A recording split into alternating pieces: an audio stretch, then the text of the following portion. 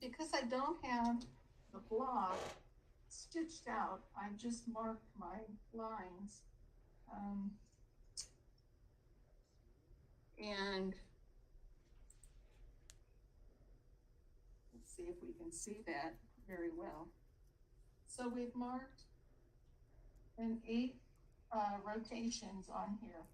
But at my 2-inch points, because we would have seams right here, I just placed little X's. Now, this isn't in your book because you're going to be using the seams of your block, but I don't have those. And so I had to place marks on here.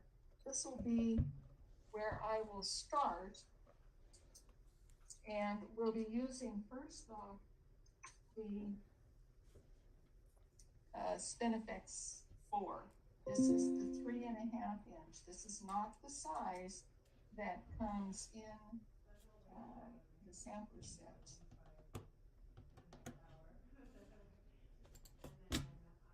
So from that location right here,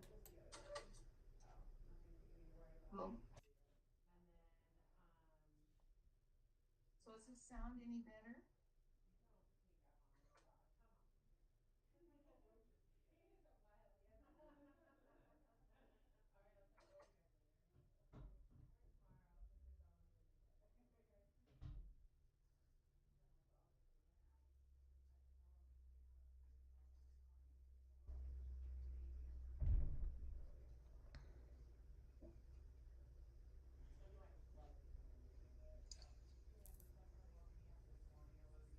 So this is actually part of step 2, but I want to show you here these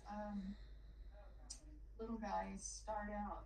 I wanted to see if we could do this without having to break our threads.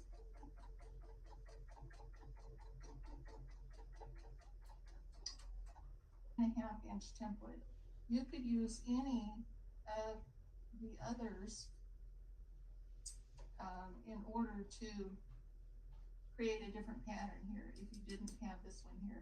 Now what I want to show you here, down here we have our diagonal lines. Here's our center vertical, but it's out the bottom. And then here would be our, this one would be our 45-inch line or degree line. So it will be the one right here. We line up on our vertical center. Over here, you're going to have your seam line, and so you would line up right on it.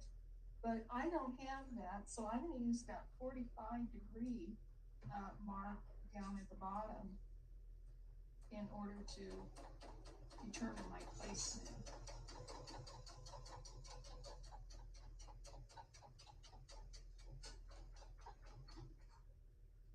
And then we'll come back over.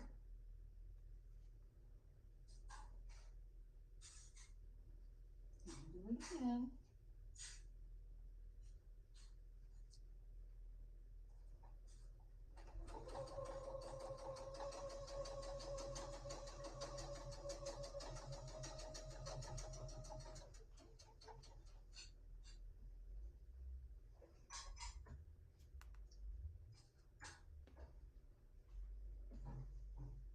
So let's see what happens. I have to remove my gate so I can get out of the template.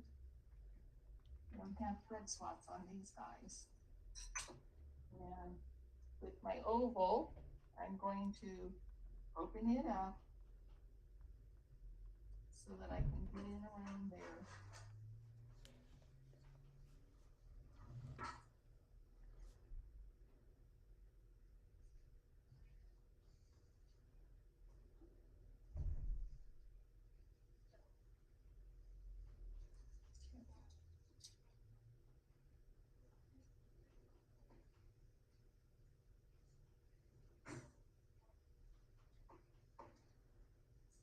So here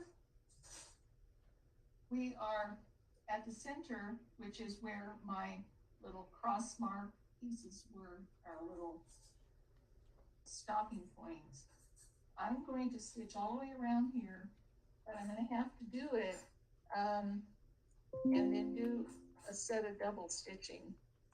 You could do one way, if you didn't want to do any backtracking. I don't mind backtracking, but if you didn't like doing backtrack, you could come around over to here and then do your next set.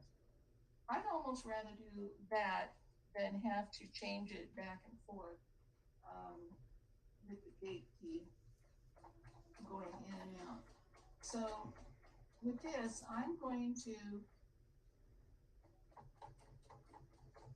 keep my oval without moving it, and I stitched on the right hand side or the outside edge of the block. Now I'm going to go ahead and do these all the way around.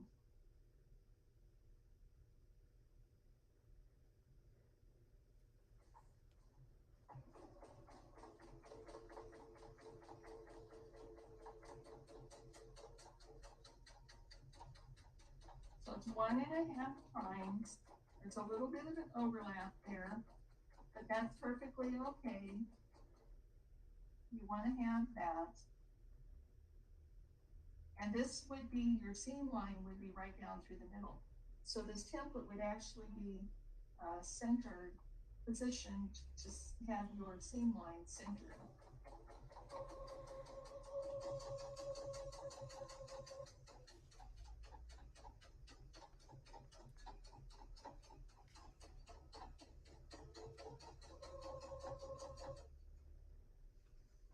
And then we'll come back around.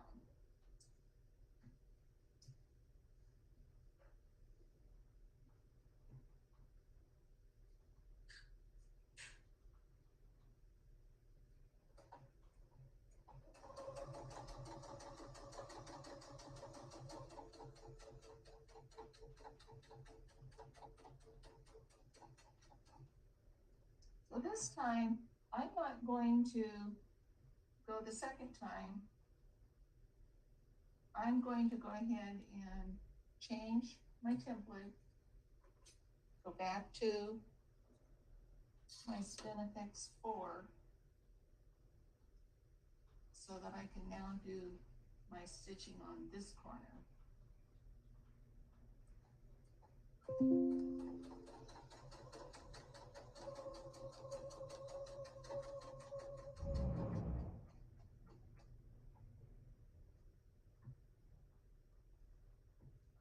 Once again, turn it on 45, which would be right on centered on your seam line.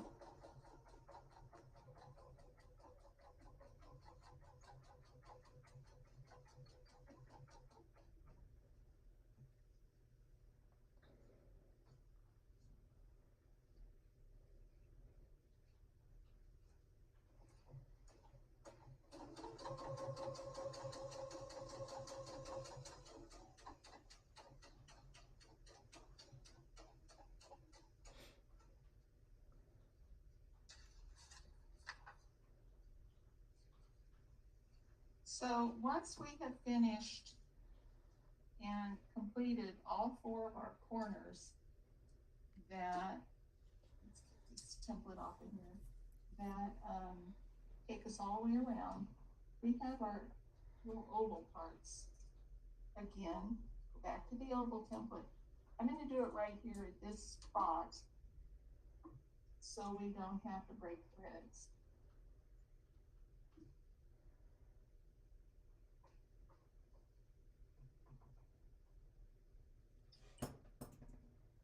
So for here, this time we're going to position our template. I like to stitch on the solid side without the keys when I can. We're only going to be doing one part of it here, and we're going to line our template up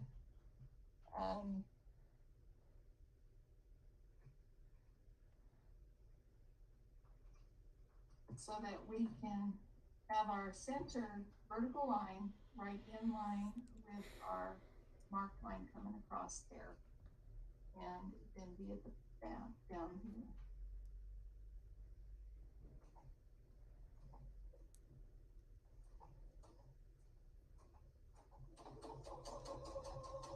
once we come up to that seam line, we're going to stop. So I positioned it wrong. Didn't have my template exactly in the right spot. And then we'll come back down to here.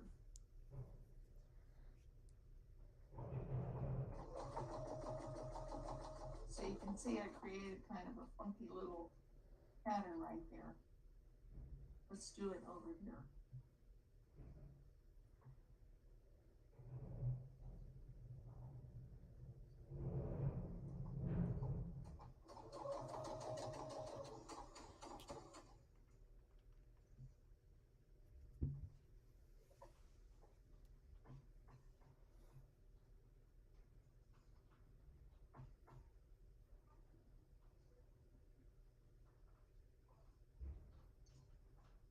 I don't have a pattern there, so I'm going to have to use my spacing gauge. I'm going to come right down here to that little intersection.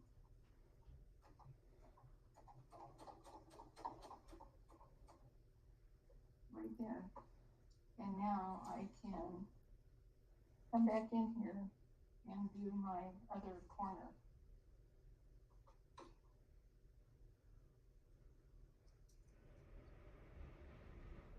So if you didn't want to break threads, this is probably the best way to go about doing that. If you don't mind breaking and burying, then you could cut and just relocate.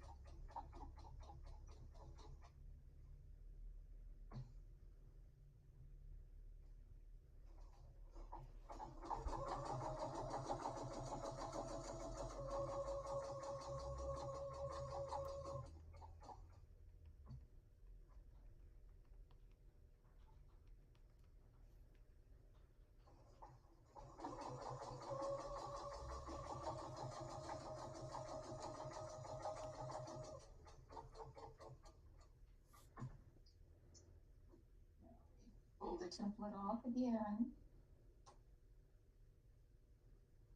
This is why I use the painter's tape. It's pretty strong without making a big mess. Doesn't leave any residue on my templates, and it holds it nicely. But it doesn't last forever, and I have to replace it often.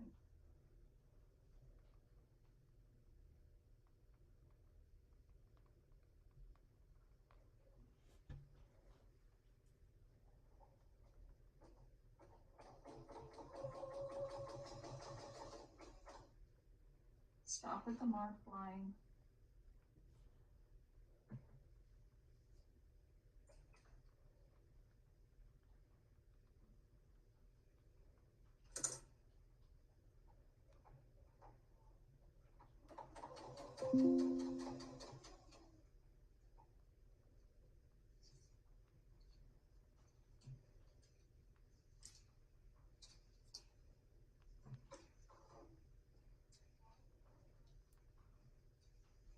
And we repeat.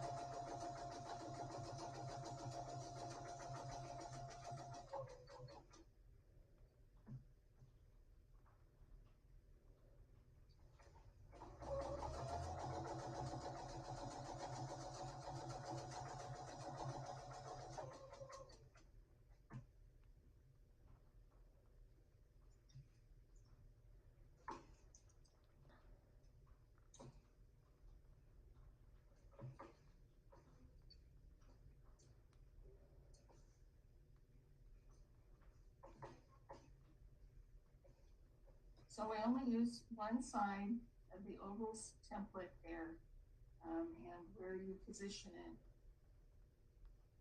Here, I don't know if you can see, I have my vertical line is just about 1/4 of an inch past where my mark line is. I don't want the full oval, I just want the arc. And then down here, same thing. And it brings me right back down to my point.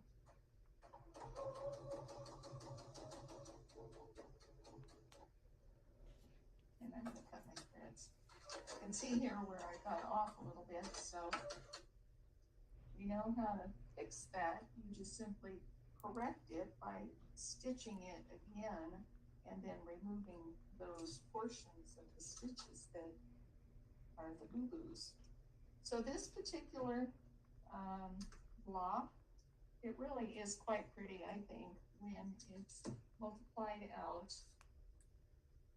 and has some different layout options for you in the book that are quite nice, I think. Here, have taken, and this would be turned my block on point with setting triangles in the corners, and then used variations of that same pattern in those setting triangles. You could actually go to a larger spinifex to fill that space a little bit more, and even a larger size on the ovals if you needed to create that same kind of a look. But it really is just half of the design set in the triangle. So that's a setting triangle option there. If you wanted to try something like that on the side of your quilt instead of the curved cross hatching, you could even do that. So these are just kind of some fun ways that you can use these designs and patterns to make them your own. So let's get on it. We're gonna do this space over here, this triangle right here. And again, we have this center mark, which is marked off by the seam of these two triangles right there. Okay, and we're gonna be using our oval from the Fun and Fancy template set. So let me get both of those pieces because we actually need both of them.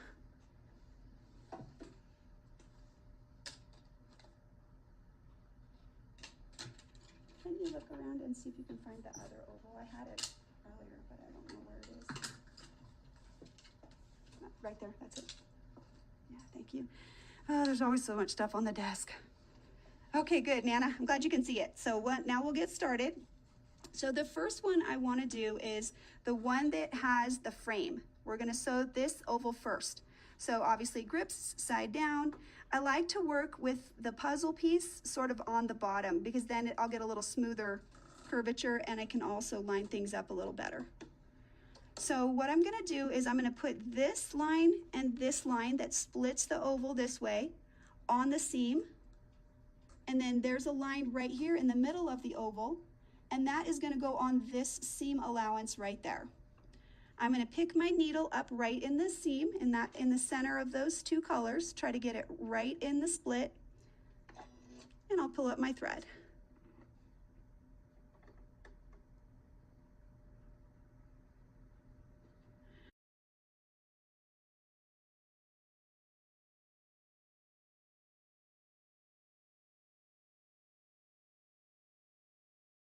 Because we're not going to come back to this space, I'm going to just put a little bit of a tacking stitch right there before we start and hold my threads. So make sure my threads are out of the way, and I'll sew this oval first.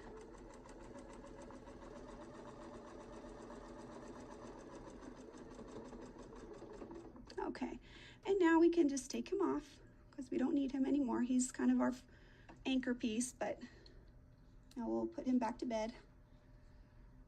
All right, now, kind of crazy, you wouldn't think so, but let me show you on this piece. This is the piece that is right here, and I centered it again, and you can see that he's gonna make this bigger oval. So that's why I like to do him second, because he kind of is that second part of the design. Let's turn it so I can show you how we line it up.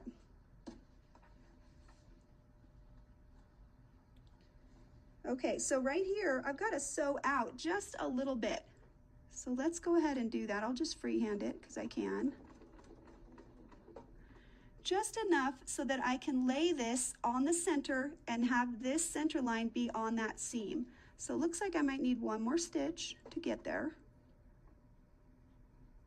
All right, and now I'm going to put this echo right in there. Now remember we talked about double stitching? I'm going to double stitch right here and I'll show you why. This will make that be a little bit more defined, number one. And when I start over here, I want to start with my feather on this side. I could start on either side, but this is going to be opposite of the one that I've already sewn. So this one's going to start here, and the one on this side started down on the bottom. So they'll have a little mixy-matchy kind of look. All right, so let's start with feathers. So when we start with a feather, we got to decide where it's going to go, and it's going to go kind of right along this seam, and I've got to make it so that it can fit in this space. So I'm going to start with the smallest size because that is the most reasonable, I think, size for that area. So let me see, we'll turn it so you can see as we plan. So he stretches out pretty good, and I'm going to put a partial. I'm going to put mine at a slant, but a lot of times when I use this, this can flex back here. So I recommend either a wider piece of tape or maybe two. And I like to fold the tape right there. You can see right on the end, I just fold the end. And that makes a convenient little pull tab. So if I need to take that off, then I can easily do that. How does the foot not hit the template? So there's a question from Mary Ann. Mary Ann, can you add a little more information? Because typically the foot doesn't hit the template. It rides against it. So if this is the template right here, the foot is traveling against the edge like that, right? So it's not going to come down on top of it. It's actually next to it. So that's why it's not going to hit like that. So hopefully that answers your question. If it doesn't, let me know, and I will try to see what I can do to give you a better answer. Okay, so let's go on to our next one. So let's see. I'm going to flip it just so I can show you how I'm managing. So right now there's a straight line right here, and of course there's a straight line right through the center of this template, and I want to put this on that center line as much as possible. So I might have to kind of adjust him a little bit, and I want him to hit right there. So once again, we can use our amazing, fantastic spacing gauge, and I want the edge flat against the template, not like this. Let's turn that so you can see. This flat edge right here needs to try to go flat against the template, not canted like that. So this is going to help me make a cute little embellishment here. Okay, and then I can put this next one, and you know, I can eyeball it, but you know, if you want that accuracy,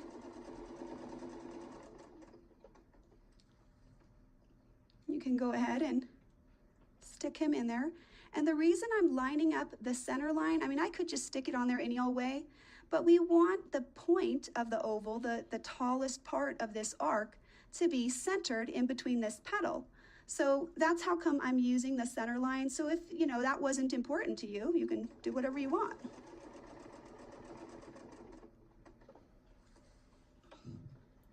All right, so we'll keep going.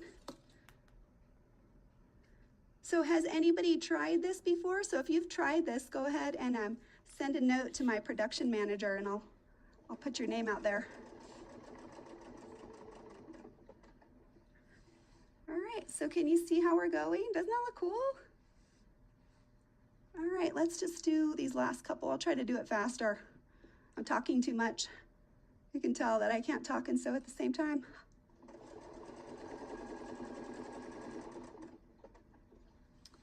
Alrighty, always trying to keep you guys in view, so I'll go ahead and reorient it. So get your center line, get yourself tucked right up against the foot, and then you can adjust your spacing right there. And you know, we know that fabric moves around, so it can be off just a little bit. This one's a little bigger, so I'm just gonna fudge it and make it fit. Okay.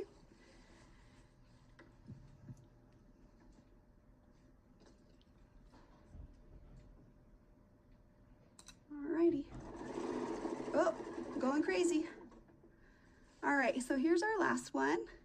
We'll get him lined up. And then I got one more little oval fun thing I'm going to show you.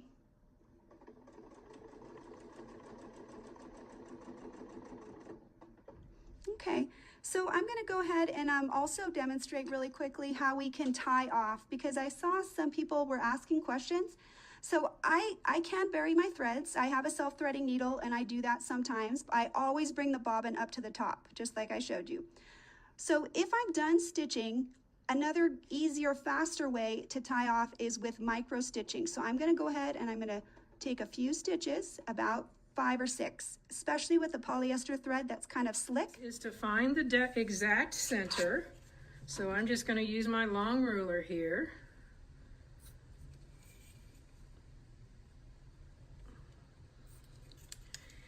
And then I'm going to use my crosshair square. And remember, you don't have to make these marks, you know, the whole length of it. You just need places to line them up. And so what I'm going to do with this one is I'm going to use one that I've not used in a class before. And this is an oval. So you can just get an idea of a different shape. I think this is the right size. We'll know here in a minute. So we got our needle down. Pull those threads up. And the only reason I just put 4 is I'm only going to put 4 ovals in there. So yeah, this looks like it's going to be perfect. I love that. And the reason I say this is going out and it's going to be like a 1/4 of an inch away from the edge. I love the simple shapes. There's so many things that we can do with them.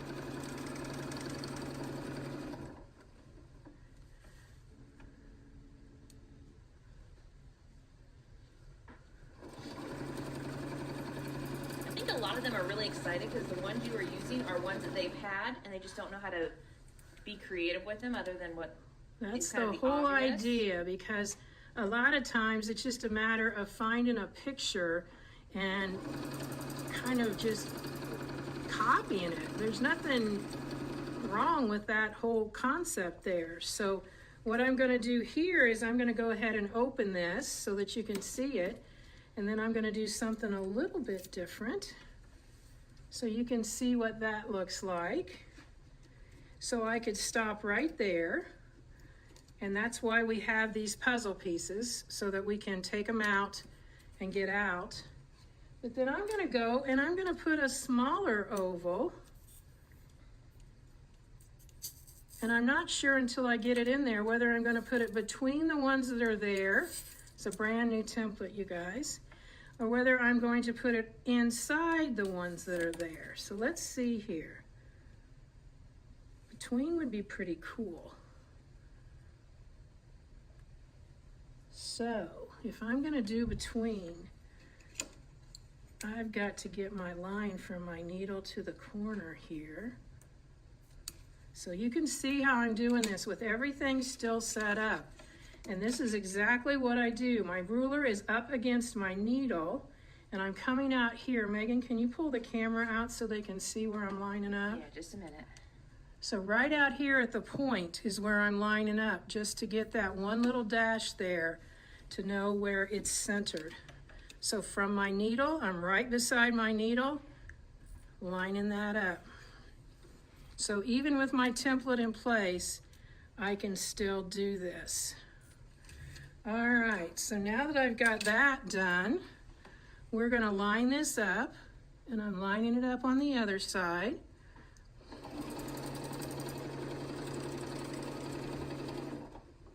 I'm going to go back and just do this side also, this way here.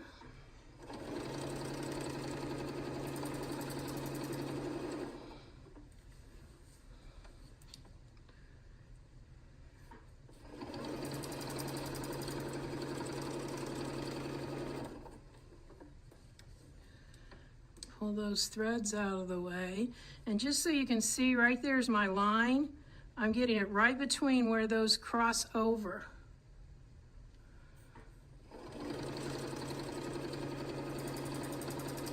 Barbara would like to know what stitch, not what stitch you're using, excuse me, what weight of thread you're using, because she loves your stitches. I'm using 40 weight. I use a lot of 40 weight, and this happens to be a 40 weight polyester.